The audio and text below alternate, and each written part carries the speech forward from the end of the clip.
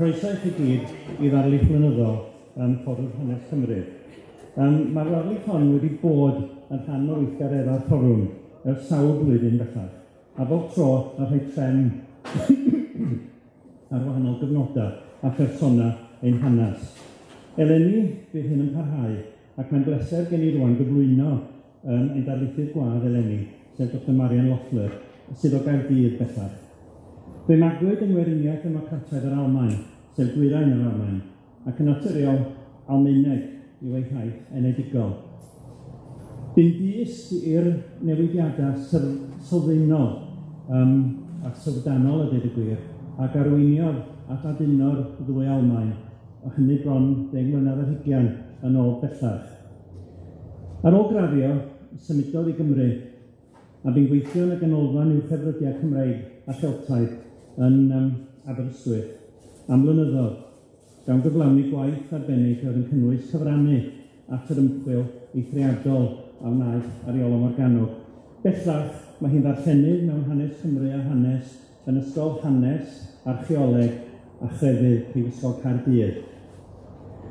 Gan arbenigo ar hanes diwylliant, gwleidyddiaeth a chrefydd y Cymru yn y 19th ganrif a'r 14th ganrif ar 15. Yn y cysylltiadau a Lloegr, Ewrop a'r ymerodraeth Brydeinig. Y ffocws ei hymchwil yw'r ymoleuo neu'r oleuedigaeth, ac adlais chwyldro Ffrengig 1789 yng Nghymru, a hynny ymysg datblygiadau gwleidyddol a thronyddol a diwylliannol eraill. Mae wedi cyhoeddi'n helaeth, wrth gwrs, ac cafodd ei derbyn i'r orsedd y llynedd. Dosryfodd iddi felly fod wedi dewis Tomos Ifans, neu Tomos Glyn Cothi, fel yr oedd yn cael ei adnabod weithiau, fel testun ei sgwrs heddiw, Bywyd, prysur, cyn-garcharor, Tomos Glyn Cothi, Aberdâr, rhwng 1811 a 1833. A chyda cyflwyniad byr fel yna, croeso i chi Marian.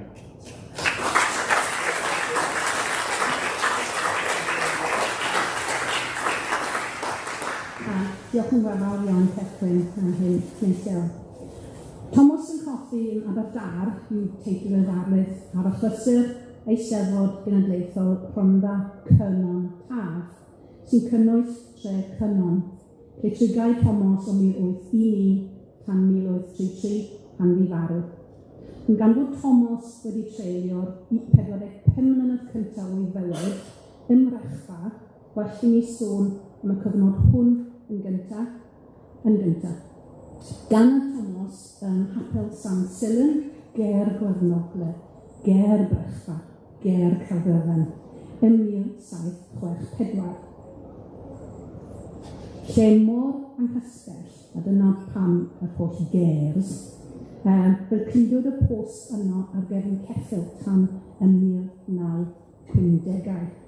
A gan y Tomos i'r gwehydd Ifan John a'i wraig Hannah. Wedi derbyn ychydig o ysgol yn unig, dechreuodd dysgu crefft ei dad, sef i fod yn wehydd, i weithio ar y gwydd. Roedd y teulu'n fawr a pawb yn gofod helpu i gadw deupen ynghyd. Nawr, mae'n debyg iddo ddechrau barddoni yn ifanc, fel y dengys ysgafn a gyfansoddodd pan yn 40 oed. Yn ôl bob sôn, oedd un o'i chwiorydd, iau, wedi llwyddo cwtio gyda'r garth yn y gwely. Martha, gad y garthach. Mae hi'n iach ei gwala. Ffinion yn wir dywelyd di yn mynd i'w gwely a honna. Gan cath yn y gwely, ac un aelod o'r teulu yn hoffi hyn tra fod y llall yn protestio. Dydy rhai pethau ddim yn newid ynddyn nhw. A tymod, unrhyw cyfle dwi'n cael i roi un o'n cathod ni ar y sleid dwi'n cymryd. Dydy rhai pethau ddim yn newid felly. Ymddengys i Tomos ddod o dan ddylanwad Davies cystell hywel, yr ysgolfeistyr a'r pregethwr pwerus fel llawr eraill, ac falle mai dyna ble nath y ddysgu ychydig o Saesneg a nath y cael benthyg llenyddiaeth. Dyn ni ddim yn gwybod pryd neu sut y daeth i gysylltiad ac arweinwyr mawr Saesneg undodiaeth Joseph Priestley a Theophilus Lindsay, ond oddi ar 1792, mae'n derbyn cymorth ariannol oddi wrthynt yn blynyddol a llenyddiaeth yr undodiaeth o Loegr, a llenyddiaeth bydd yn cyfieithu yn helaeth i'r Gymraeg. A'r arian yn ei alluogi i adeiladu capel undodaeth cyntaf y Cymru a phregethu ynddi. Yn 2 oed dechreuodd pregethu yr un oedran a gymaedd y merch. Ac yn mis Medi 1794, 230 o flynyddoedd yn ôl, eleni fe'i ordeiniwyd yn weinidog undodaeth cyntaf Cymru. Rhaid cofio bod undodiaeth yn anghyfreithlon yn Prydain pryd hynny, felly oedd hyn yn ddi-hun yn gam dewr a gwleidyddol. Tomos a gyhoeddodd ail gylchgrawn radical Cymraeg ym 1790, yr un chi'n gweld fanna, cylchgrawn llawn deunydd ymfframechol ac undodaidd, yn waith wreiddiol ac yn addasiadau testunau Saesneg medrus.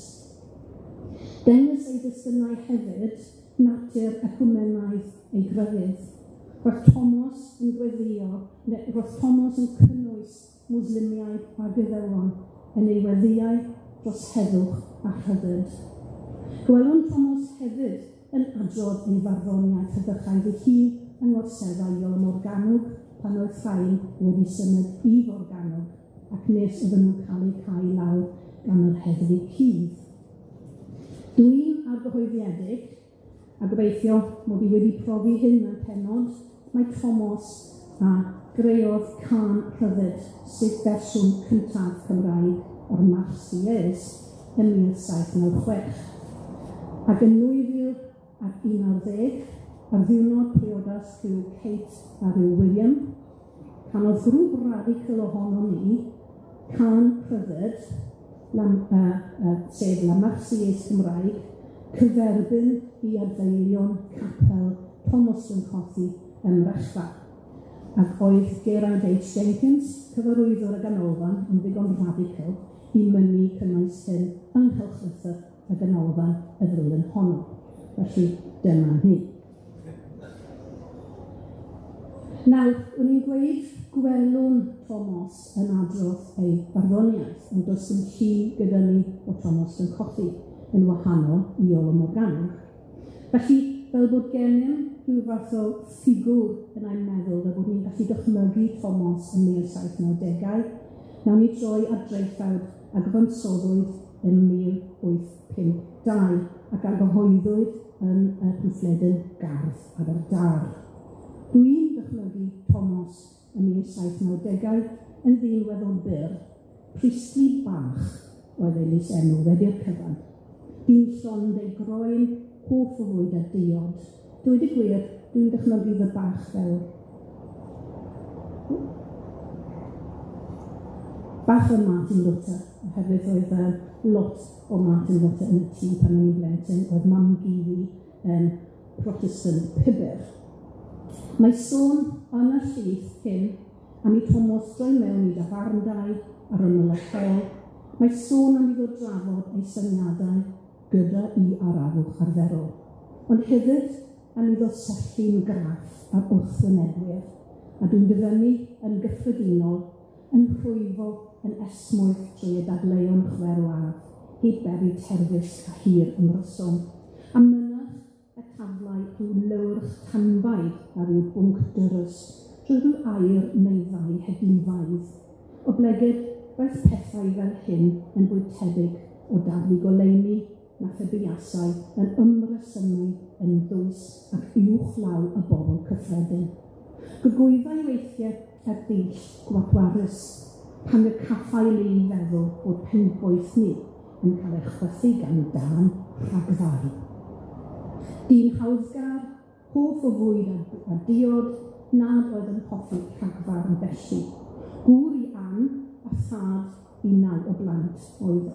Ond hefyd yn chwyldroadwr ac yn radical, fel y dengys i ymddyddiad a'i gyhoeddiadau yn y 1790au.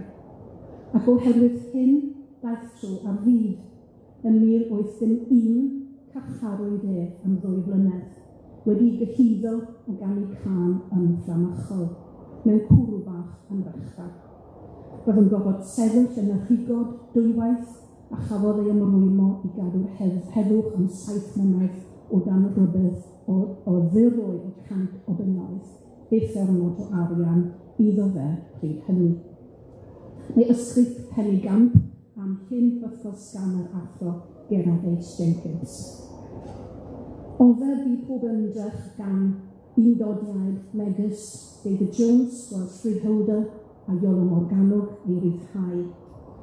Ond mae'n arwydd o hoffter pobl yr ardal ac undodiaid bellach bod nhw wedi casglu 6 ffint, 10 swllt i brynu dillad iddo am fod ei ddillad a dwi'n dyfynnu wedi mynd yn rhy wael i gael ei ddangos ynddynt yn y pilori mewn lle mor foneddigaeth a charfyrddin. Anfonwyd arian o lefydd mor bell a Derby yn Lloegr, gelwyd y cymydog oedd wedi ei gamgyhuddo yn Judas, a threfnwyd iddo sefyll yn y rhigod fel bod yn anodd iawn i dodi pethau ato. Wel, doedd y wladwriaeth ddim mor hoff ohono, serch hynny. Ymddengys i Tomos cael ei erlyd hyd yn oed pan oedd yn y carchar a thu hwnt i hyn. Barnwyd ei fod ever be a dangerous member of society, being of the most violent principles, and having but too much influence amongst the people of this country from his abilities in writing in the Welsh language. Felly, gwelwyd e'n ddyn dylanwadol a dawn dweud ac felly yn beryglus. Eto byd yn wahanol i'r gyfaill Iolo, dim ond un llawysgrif sylweddol o law Tomos sydd yn goroesi, y gell gymysg, llawysgrif o tua 100 o dudalennau llawn deunydd radical wedi copio o gychwyn y Cymraeg yn farddoniaeth gan ef a Iolo Morgannwg yn desynau rhyddiaeth sy'n trosglwyddo syniadau chwldro Ffrangeg o'r Saesneg ac o Ffrainc i'r Gymraeg. Nid hon yw testyn y Darlith heddiw, ond bydd erthigol yn ymddangos yn traddodion y Cymrodorion yn hwyrach eleni. Ac wrth gwrs mae'r llawysgrif yna gyda ni oherwydd dyn arall o Aberdâr, neu a'i wreiddyn Aberdâr, Sir Daniel Lleifer Tomos.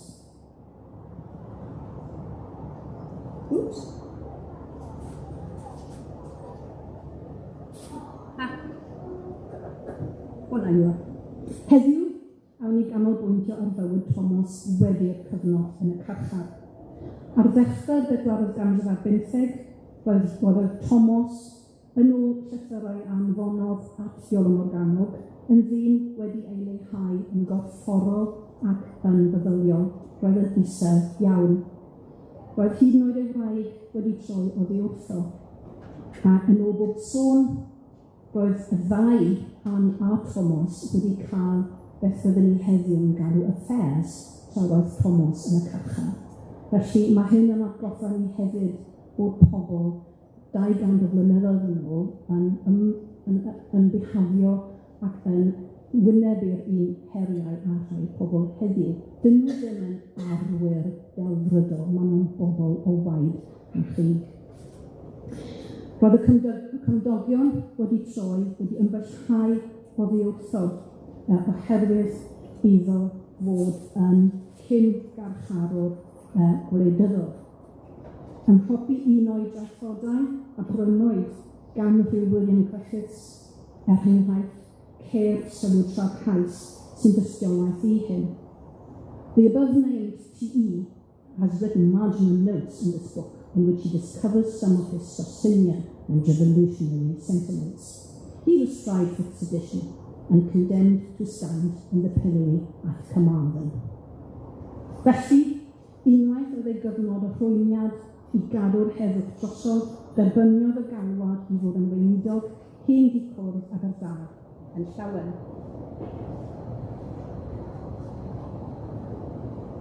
Byddwn ni'n tybio, gan ymgartrefu yno o 1811 a tan ei farwolaeth yn 1833. Nawr, tre crynon dyn ni'n galw'r lle fanna heddiw, ond heol y felyn roedd hi'n prifni, a'r boblogaeth yn adeiladu lan a thai yn cael ei adeiladu. Symudodd I ardal roedd yn newid cymeriad yn gyflym, a'r boblogaeth yn cynyddu o tua 1500 yn 1801 I tua 4000 yn 1831. Dau gapel anghyffurfiol oedd yno yn ystod ei gyfnod, a'r hyn di cwrdd a adeiladwyd yn 1751 yn un ohonynt. Ond pa fath o ddyn oedd Tomos Glyn Cothi, y cyn-garcharor gwleidyddol a'r cyn-radical, a fath yn onellen sydd gennym. Wel, dyn prysur iawn fel y gwelwn ar sail yr ychydig o ffynonellan. Ymcrefydd a gweriniaeth yn hanes y hen di cwrdd Aberdâr, dywedir I ddau ddyddiadur eu hachub o'r tân. A dwi'n tybio, mae 2 o'r 3 almanach o eiddo Tomos ar gyfer 1814, 1817 ac 1818 a gedwir yn y Llyfr Cenedlaethol i'w rhai. Ac mae rhai wrth gwrs gyda ni yn ddiolch eto I ddyn o Aberdâr, sef Watkin William Price, brodwr arall o Aberdâr. Falle dyn ni'n cael darlithoedd am dano fe hefyd rhyw ddydd. Di hynod weithgar. Mae 3 almanach fanna yn rhoi argraff I ni o bywyd Tomos Glyn Cothi, o waith Tomos Glyn Cothi, ond hefyd o bywyd y gymuned.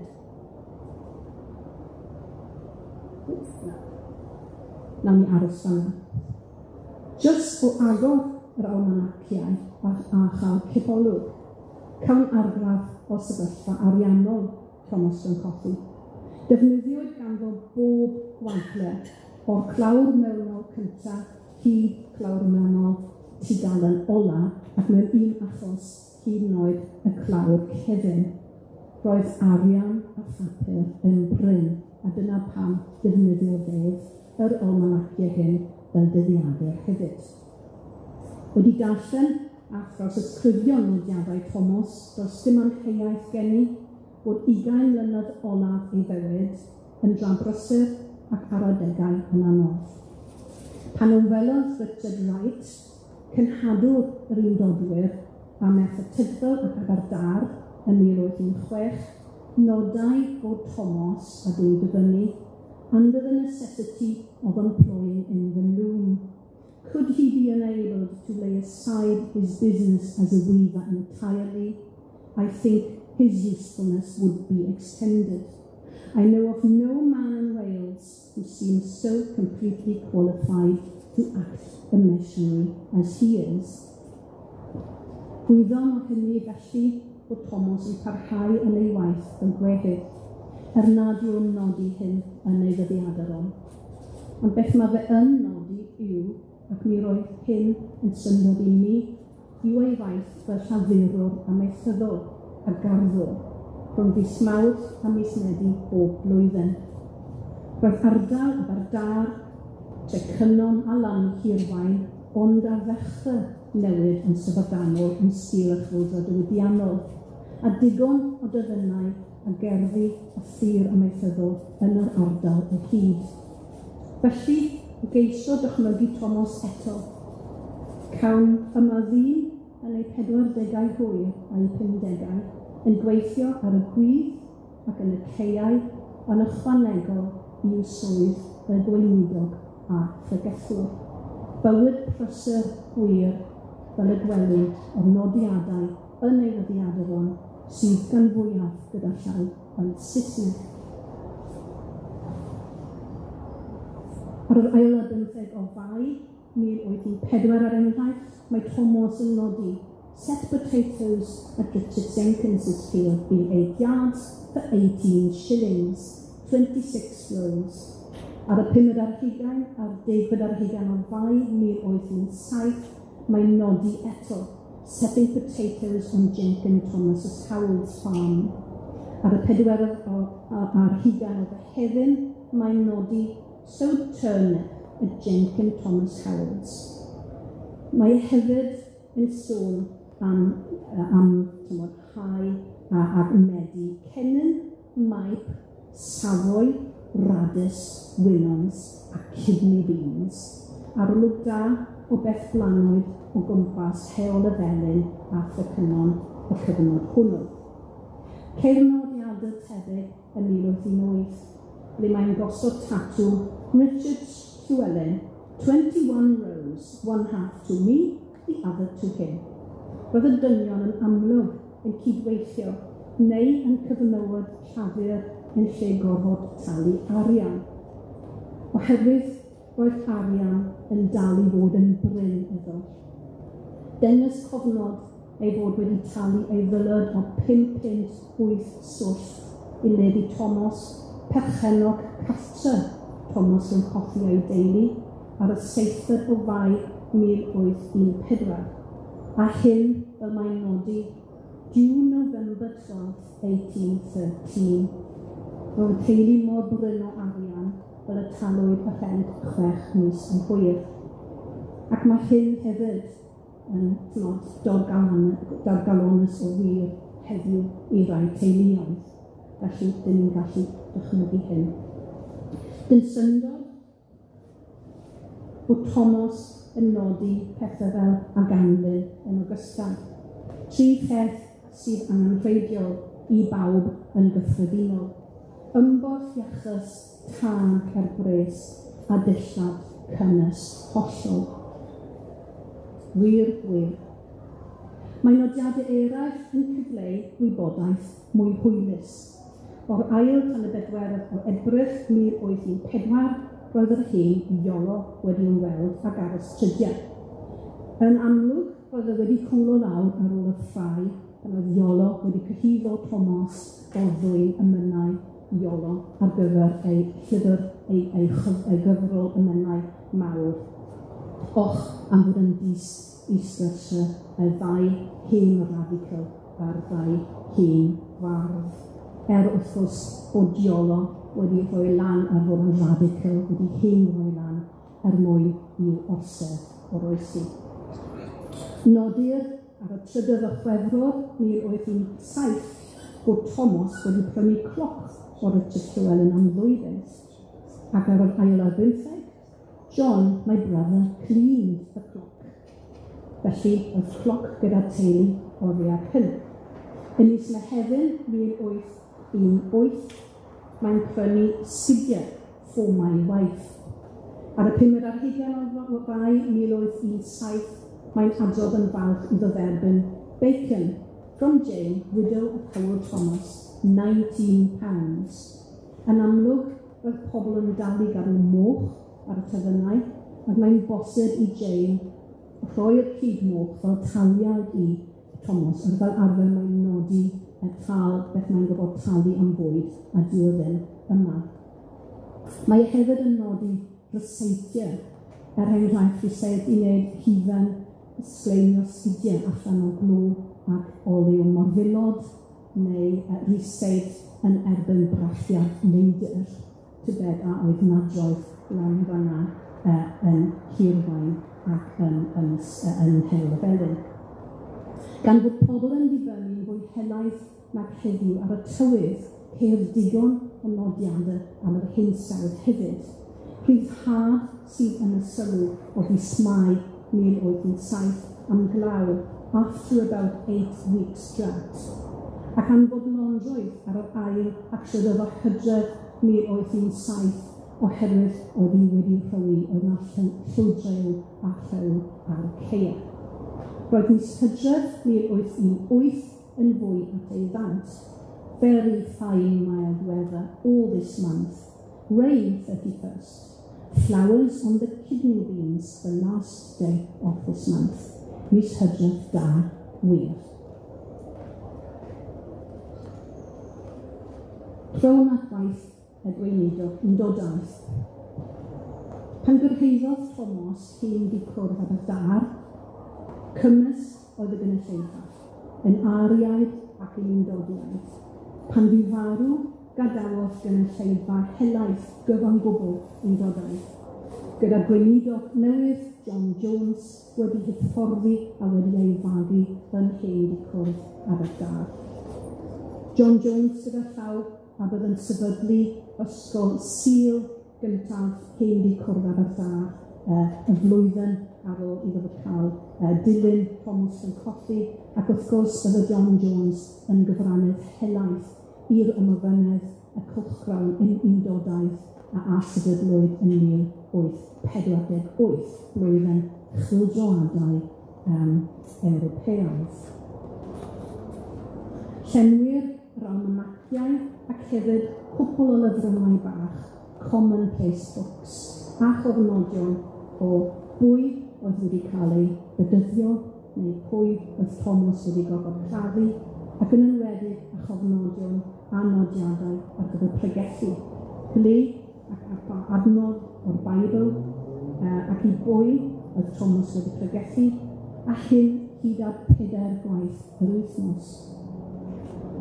Yn ei benod ar capeli yn neilltuol y Cymru yng Nghydros y Cymoedd, medd y diben Rhys, mae yn yr awr agored ac yn cartrefu'r bobl bydd y pregethu o'r oes, a gwelwn hyn hefyd yn nyddiadau o'n Tomos. Yn mis Mai 1814, mae'n pregethu o flaen gweithwyr gweithfeydd haearn trefdegau. O Ioan, penod 8, adnodd 12, Iesu'r goleuni'r byd. Yna llefarodd Iesu wrthynt eto, myfi yw goleuni'r byd, meddai. Ni bydd neb sydd fy nghanlen i byth yn rhodio yn y tywyllwch, ond bydd ganddo oleuni'r bywyd. Tybed, sa'n meddwl bod sôn am awdurdod bydol yn y bregaeth hon. Yr ymrwymiadau tu allan i'r capel mwyaf diddorol i fi yw'r rhai sydd yn ymwneud â menwod. A cofnod cyntaf yn hyn, yng Ngorffennaf 1814 yn sôn am club meeting, ac yno y female club meeting. Yn mis Chwefror a mis Mai 1807, mae'n nodi preached at the house of Mary and Margaret Evans Phillips, Hail of Ellen, from Thessalonians 1:7. Prif 58 Hail of Ellen roedd hyn, sef beth oedd y Blue Bell Inn. Ond rhaid bod y ddwy fenyw wedi cadw tafarn, ac hefyd dyna ble bydd y gweinidogio yn aros pan bydd y cyfarfodaeth chwarterol a blynyddol yr undodiaid yn Aberdâr. Erbyn hyn, fel mae Julia Thorne yn ysgrifennu yn ei blog ar dafarndau yr ardal, mae'n di preifat, a mae'n blog hynod fywiog, ac chi'n cael lot o wybodaeth am y tafarndau, edrychwch y Prototype Folk 1, mae yna fwy nag un blog ar hyn. Rhwng diwedd mis Gorffennaf a diwedd mis Awst 1817, mae Tomos yn pregethu 5 gwaith i'r members of the female club, yn Haid Margaret Morgan, Mary Morgan a Gwen Morgan. Erbyn mis Tachwedd, mae wedi dychwelu at di Margaret Evans Phillips a'r Blue Bell yn Hail of Ellen. Yn 1818, mae ond yn pregethu i'r clwb yn misoedd Gorffennaf ac Awst. Tybed pam oedd hyn, sa'n gallu meddwl am rheswm, a oedd mwy o amser ar menwod yn y misoedd hwn, dwi'n yn gwybod, misoedd y cynheia UK. Unrhyw un ag wybodaeth croeso iddyn nhw roedd yn fi.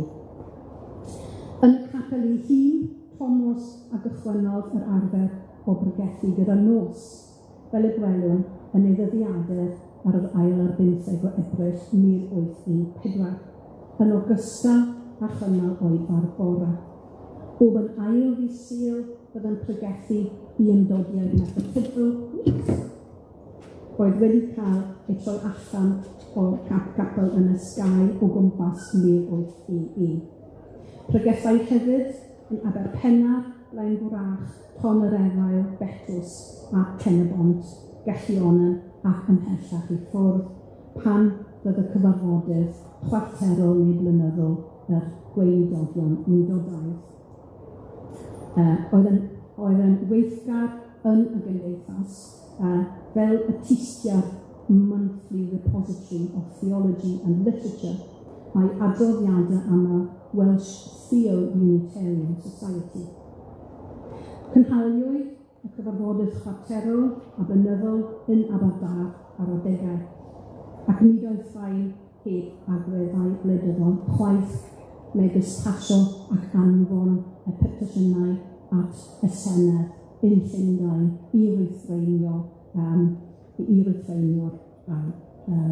amddiffyrwyr. Croesawyd gan Tomos y cynhadwr John Lyons yn 1811, a sylwai bod undodiaid wedi cael ei herlyd yn ardal cefncoed y Cymer a bod angen cynhadu yno gan bod llawer o'r gweithwyr yn adwngyfynnu in a great and numerous ironworks of the reading and inquiring turn of mind. Ac wrth gwrs, mi fydd y Tomos yn mynd i gygethu i'r gweithwyr yno yn y man. Yn Aberdâr, a sylwel Lyons ar y gynulleidfa fawr a chyfrol emynau Tomos, highly spoken of by persons of the best taste and judgment in South Wales, dim Iolo, wrth gwrs. Pan yn welodd y cynhadwr Richard Wright, eto, synnau am y nifer o lefydd yn adwngyfynnu where an English preacher can be understood by the hearers in general, and that in most places in South Wales there are many who can understand him. In Aberdâr, pregethodd Wright bedair gwaith to a large congregation and had a good deal of conversation and Christian intercourse with the members of the congregation. Mae sylwadau fel hyn ar ffaith bod nodiad y Tomos yn ei ddyddiadau ron yn Saesneg o bosib yn arwydd yn newidiaethyddol y ardal yn sgil diwydiannu a hyn yn gynt na byddwn ni wedi meddwl. Ond mi roedd Tomos hefyd yn barod i gyfieithu blynad oedd y gynulleidfa yn medru'r iaith fain. Pan deithio'r Wright i Sir Frycheiniog, oedd Tomos yn gwmni iddo, gan roi a dwyndyfynnu a translation of my discourse in Welsh when necessary. Bydde eraill yn gwneud yr un peth yn y rheolaidd yn fwy yn y gollewon ac i mewn i beth mae pobl wedi galw as smotyn yn dydd.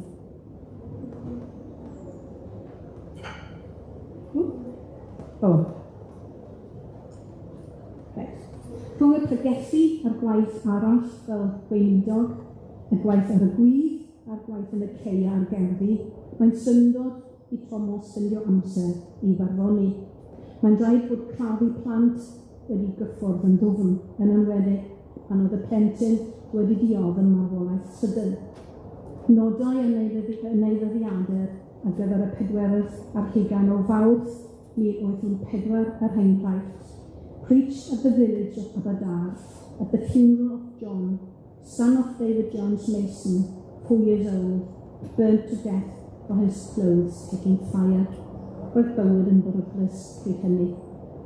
Mae'r ysgrifennydd Mary Evans a addasodd o gwmpas 1810 a chopiodd sawl gwaith yn dis i'r teimladau trist o gladdu plentyn a'r ymgais o gysur o'r rhieni. Glan yr arbaban i'r bedd a difrad i'w 2 bront o garedd. Mewn henaid mae anhunedd, brad a gwau i bryd a gwedd. Blinderau beiau Bywyd ni welais na wilwch yn credyd. Oedd iach o bob afiechyd ac yn fy medd gwyn fy myd. Ac wrth gwrs, bydd y pobl Aberdâr pryd hynny wedi gwybod popeth am blinderau beiau Bywyd. Ar yr ochr arall, ceir yn ei ddyddiadau o'n hefyd cerddi bach moeswersol, fel hon o 1817. Mae llawen iawn o chwaldod yn hennau gwir y ddiod, a chryfedd boeth cawn fel y tân yn tyfu ar flaen y tafod. Mae dydi rhai pethau ddim yn newid chwaith ond yma. Mae hyn yn dal i fod yn wir am rhai pobl. Gwir, dwi'n dal i ddarganfod barddoniaeth radical gan Tomos Glyn Cothi yn llawysgrifau'r 415 yn hasgliadau mawr dynion megis Watkin William Price a Sir Daniel Llyfr Tomos a rhai llai adnabyddus erbyn hyn megis Llywelyn Alaw a Dewi Dawel. Ond mae rhan fwyaf ohonynt yn dyddio o'r cyfnod cyn iddo gael ei garcharu a symud i Aberdâr. Yn ei almanaciau a llyfrau bychain, ceir ond cyfeiriad y pryn am 20 pamffledi bach yn fframychol i'r gyfeillion, ac mae'n rhaid gwybod yn union beth maen nhw'n cyfeirio ato i ddeall y radicaliaeth. Pan mae'n nodi enghraifft yn 1714, sent to Harry Rhys Llwyn y Moch, cwyn y gorthomedig, returned. Rhaid gwybod mae am bamffledyn a gyfansolwyd yn 1797 yn erbyn carchariad o ffeiriaid anghyffurfiol gan William Richards Lynn yw hyn fel arall. Chi ddim yn deall o Tomos wedi cadw ac yn cylchredeg y pamffledyn radical hwn. Mae'n anfon llythyrau a Taliesin Williams, Mab Iolo, sydd ddim mor radical a hyn, ac hefyd Aberhyn Dafydd Davies i Gastell Hywel, ond dyn ni ddim yn gwybod beth sydd yn y llythyrau. Yr unig gyfeiriad at gyhoeddiad radical newydd yw'r gerdd a gopiodd o'r Black Dwarf ac ma'n eitha radical. Progress of despotism. The monster hastens on with rapid strides and spreads his pest-like influence far and wide. His towering head both heaven and earth defies, and vengeance sparkles in his hideous eyes. His bloody hands are raised to seize their prey, and his fierce aspect would inspire dismay. But that remark, upon what trembling ground the monster's weak, unstable feet are found, the yawning abyss opens to entomb the falling monster in its horrid womb. Os nad yw hyn yn radical, sy'n fod beth sy'n radical. Nawr, mae'n amlwg i Tomos chwarae rhan yn Eisteddfod ar ardal, yn nghefn ei ddyddiadau o 1814, lle copi o hysbyseb Eisteddfod a gorsaf Iolo o amgylch a dwi'n dyfynnu y maen chryf o'r bonti prif y Morgannwg ar ddydd ailgyfagylch yr Alban hedyn sef dydd y llawn llwyr a'r cyntaf o Awst nesaf, sef yn agos iawn i fan hyn 110 o flynyddoedd yn ôl. Ond yn anffodus, does gyda ni ddim cynnyrch gan Tomos o'r Eisteddfod hyn. Mae gennym un cyhoeddiad o'r enw fflangell i'r crwgnachwyr neu gedys yn safn uchelgais, yn ymateb i gwynion rhai o'r dynion a gollodd allan wedi cael cam yn Eisteddfod Merthyr Tydfil o'r 4 ar 20 o Chwefror 1824. Fel dwi wedi dweud sawl gwaith, dydy rhai pethau ddim yn newid. Dwi wedi gweld plant ysgol Gymraeg Aberystwyth yn llefaint i wylio'r llwyfan oherwydd bod nhw ond wedi cael ail yn Eisteddfod yr Urdd yn y genedlaethol. Ac tymod, mae hyn yn wir am hyn am 200 o flynyddoedd yn ôl hefyd. Le ydyn ni? Yn y pamffledyn 10 tudalen hwn, profwn eirwn i Tomos yn dychanu'r sawl oedd wedi cymharu'r gweithfeydd haearn ac uffern, a pwnc gystadleuaeth oedd gweithfeydd haearn Merthyr Tydfil yn y nos.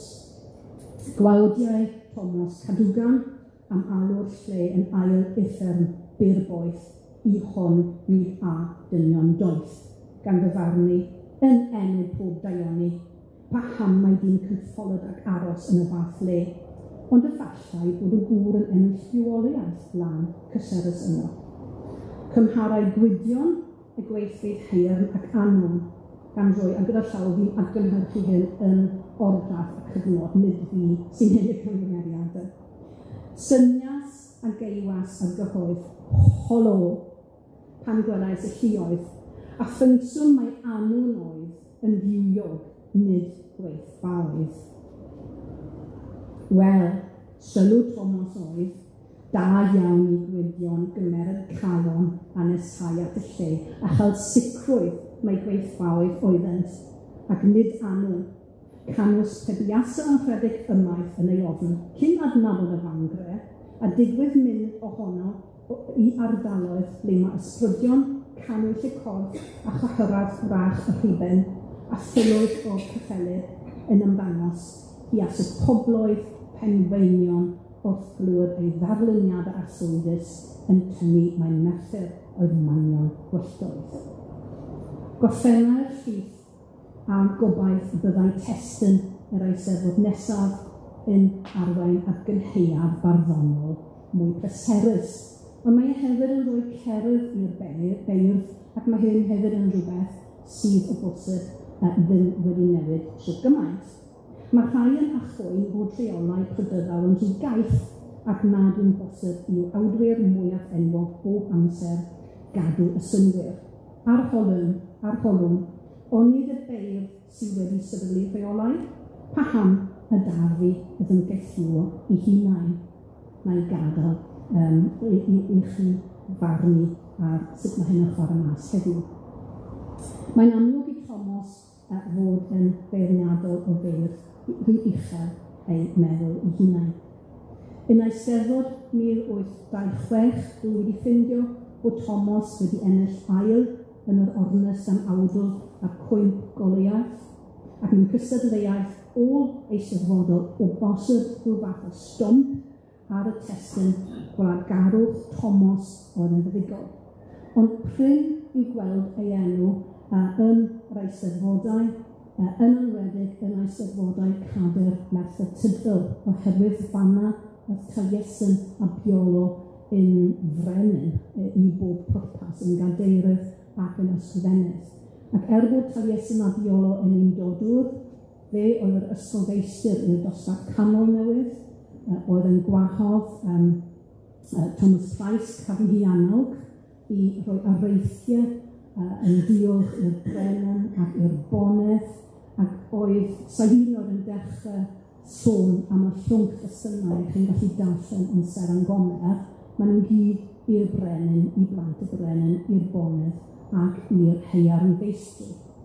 Sa'n gallu gweld Tomos Glyn Cothi oedd wedi cadw ei radicalion ei fod yn gydnedig yn cymrydran yn rhain yn aml iawn.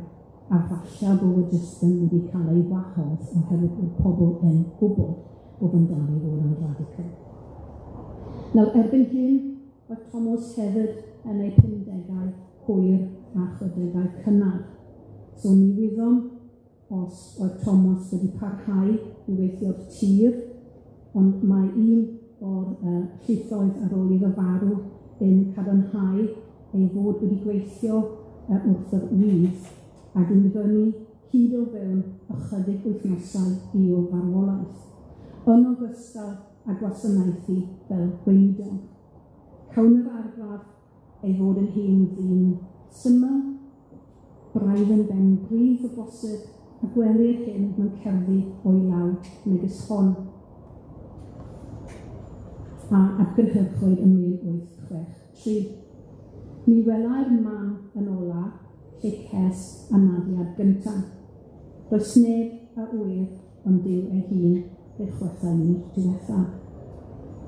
Mae hanes diwedd bywyd Tomos yr un mor drist a'r gerdd a hon, o dan y pennawd torri tŷ hen bregethwr, ceir hanes am ei Tomos roedd llochus am a dwi'n dyfynnu rhai wythnosau Hydref a Gaea 1832 i ddyn ifanc, a fi'n dyfynnu eto, meddiannol ar dafod Cethfeg a Dengar, ymddangosiad o boneddigaidd a chhrystionogol, fel y darfu iddo llwyr ennill serch yr hen ŵr.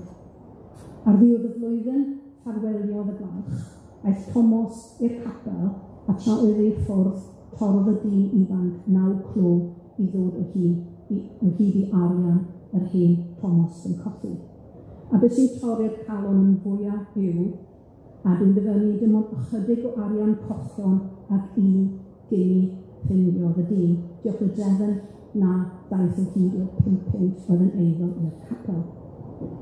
Ac unwaith eto, mae'n atgoffa fi at y ffordd mae hen bobl weithio yn cael ei sgamio heddiw yn dydda. Dwi'n rhai pobl, rhai pethau ddim yn newid. Yn ôl yr hanes, ni ddygodd y parchedig Tomos Evans fydd iach byth ar ôl hyn, gan gymaint y Sion a gafodd, a bu farw cyn diwedd y Ionawr ar ôl hyn. Dwi wedi dewis un cerdd o blith yr ysgrifau cofiannol a'r marnadau gan Edward Williams, Dowlais. Dysgodd ieithoedd byd yr eithaf, a grym di-goll ramadegau, hoenus oedd mewn hanesyddiaeth, gwylio'r byd am wir wybodaeth. Bardd yrfedig, llithwedd llawen, nid cas dadle, ond fogau pob cenfigen. Tra hael a llwr a'r môr, y llwr a môr a meriau, bydd cof twyngar yn ei lafar am eilidrau. Mae'r coflech iddo ar wal yr hun di cwrdd newydd a adeiladwyd yn 1862 yn pwysleisio ei ymdrechion i ddarganfod a lledaenu'r gwir, amidst trials and discouragements a roedd digon o rai i gael i Tomos, a hefyd ei ymrwymiad diffail i ryddid crefyddol a dinasyddol. Mae'n bosib nad oedd yr ymdrechion roedd eu calaidd wedi bod mor amlwg yn ystod ei gyfnod yn Aberdâr, ond mae hyn yn ddealladwy o ddeall hanes ei garchariad a phrysurder bywyd cyn-garcharor gwleidyddol, gwehydd, gweinidog a llafurwr amaethyddol. A gan fod gyda ni chydig o amser, o'n i'n meddwl bod ni'n cael golwg ar un bennill a gigan o i Maxies. Faint o amser sydd gyda ni, Elsie? 10 munud gyda ni.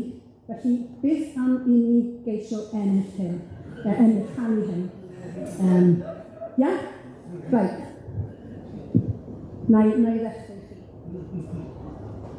Gwyddeirion rhyfedaeth yr amser yn gael mas, o cwchri fanau mawr rhwng a gweld i'n wisgo llefydd blas. Eto, a gweld i'n wisgo llefydd blas, ac aeth rhywch treis yn llawn twriau, a'i byrdd yn lwcell afod ni.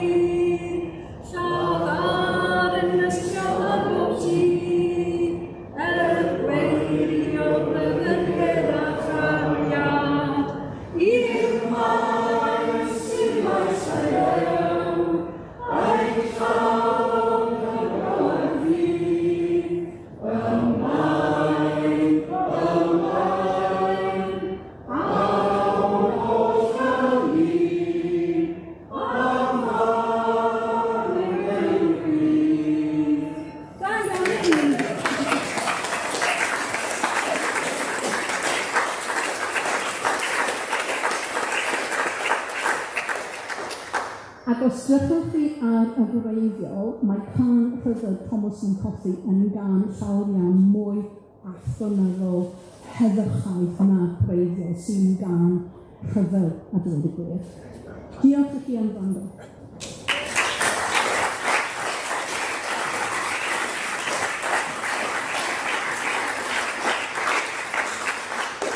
Diolch yn fawr iawn i chi, Marian, am grynhoi o grefftus bywyd Tomos Glyn Cothi, a hefyd am grynhoi yn grefftus Meddylfryd y milltiwyr radicalaidd y cyfnod yma, dechrau'r bedwaredd ganrif ar 15.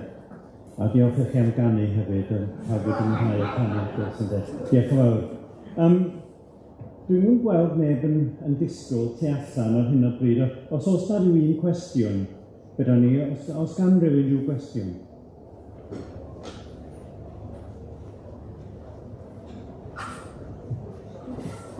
Un? Byddwn ni'n gallu darllen y hanes yma rhywun? Byddwn ni'n gallu darllen. Mae hanes yma sy'n mewn llyfr o'r enw Footsteps of Revenge, gyhoeddodd gan gyflogaethau. Mae'n hanes yn ei gyd allan mewn erthigol gyda tyflau o pethau ddim yn trafodion ar gyflogaethau. Mae fe wedi mynd ar dwas, so rhywbeth yn enni. Ac hefyd yn y sgrin edrych am gwefan i gyd ar gwefan y ysgol, yna mae'r llyfr yma yn ffrindiau yna am waith y cyfieithwyr. Dwi'n adu fod yma o'r Gymru cymryd syniadau yma a gwisgo nhw mewn geiriau Cymraeg. Ac weithiau'r geiriau er heddiw ddim wedi chwydro. Wel, pryd hynny, tan tua 1708, bod nhw'n galw cyfnewidio'r llywodraeth. Felly bod nhw wedi trosglwyddo hyn i'r Gymraeg, gair revolution, oedd yn golygu bod cas, pyrrhus. Oedd yn ond yn gyfnewidio'r llywodraeth. Dim byd pyrrhus. Ac wedyn, roedd y cyn-garcharor yn mwy neu yn tîm pyrrhus yn cyflwyno chwildroed bod rhywbeth sy'n gwybod sy'n i'r penrhyn troi.